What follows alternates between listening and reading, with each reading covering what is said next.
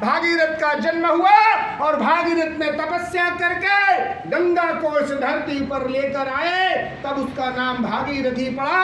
आज गंगा इस धरती पर अविरल प्रवाह में बह रही है। आज इस धरती पर नर्मदा भी बह रही है, सरयू राप्ती नदियां भी इस धरती पर बह रही है।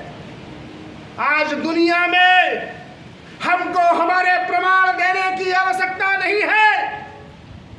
1400 साल पहले जो नहीं थे, आज दुनिया के 57 देशों में उनका आधिपत्य हो गया है।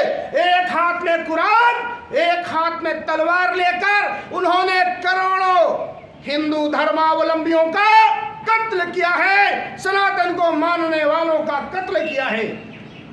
यह वो विचारधारा है जो संपूर्ण सृष्टि, संपूर्ण पृथ्वी से काफिरों का विनाश कर देना चाहती है, काफिरों का सफाया कर देना चाहती है। इस सोच के आगे, इस चिंतन के आगे हमारे पुरखों ने युद्ध लड़ा है, हमारे पुरखों ने लड़ाइयां लड़ी है। 1000 सालों से हम इस रक्त रंजित, पाप से भरी हुई लुटेरी संस्कृति से लड़ रहे हैं और लड़ते लड़ते हमने अपना सर्वस्व बलिदान कर दिया। फिर भी हम आज इस धरती पर हिंदू के नाते 100 करोड़ जीवित है। 100 करोड़ हिंदू आज भी इस धरती पर जिंदा है। वो क्यों जिंदा है? क्योंकि उसकी जड़ें धर्म से जुड़ी रही, उसकी जड़ें इस पृथ्वी से जुड़ी रही। जो धर्म से जुड़ा रहेगा, जो धर्म के साथ खड़ा रहेगा, धर्म की रक्षा के लिए आगे बढ़ेगा, धर्म के लिए अपने प्राण समर्पित कर देगा, उसकी रक्षा कौन करेगा? उसकी रक्षा धर्म करेगा, उसकी रक्षा राम करेंगे, उसकी रक्षा कृष्ण करेंगे, उसकी रक्षा हनुमान करेंगे। बोलो, धर्म की रक्षा करनी है कि नहीं करनी है? आज हम ये पूछने निकले हैं देश में, डॉक्टर तोड़िया पूछ रहे हैं कि धर्म की रक्षा के लिए कौन आगे आएगा, कौन निकलेगा? धर्म संकट में है और इस संकट में उड़े हुए धर्म को बचाने के लिए देश में वीर हिंदू, विजेता हिंदू अभियान हम संचालित कर रहे हैं। देश में राष्ट्रीय बजरंग दल के नेतृत्व में 2 करोड़ युवाओं को वीर हिंदू, विजेता हिंदू अभियान से जोड़ने जा रहे हैं। गांव गांव में, मोहल्ले मोहल्ले में, शहर शहर में, जिले जिले में, ब्लॉक तहसीलों में हम जाकर 2 करोड़ युवाओं का आह्वान कर रहे हैं कि आओ से जुड़कर राष्ट्रीय बजरंग दल के द्वारा हम देश में हिंदुत्व जय घोष का वो अभियान चालू करते हैं। जय श्री राम, जय श्री राम। हम देश में हिंदुत्व संचेतना का काम कर रहे हैं, देश में हिंदुत्व जय घोष का काम कर रहे हैं।